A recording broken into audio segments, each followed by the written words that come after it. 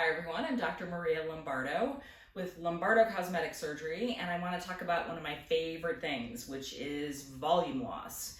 So facial aging is about volume loss.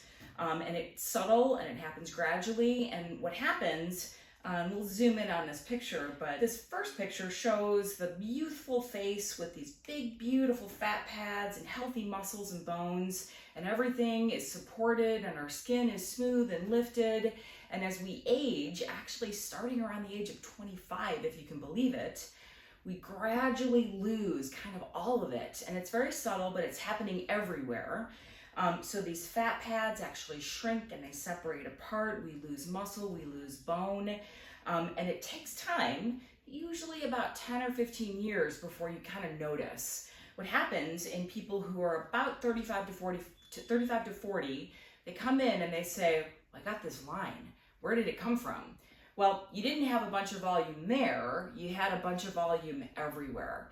And particularly up in the cheeks, as we lose this volume, everything kind of collapses and starts to fold, and then these lines start showing up.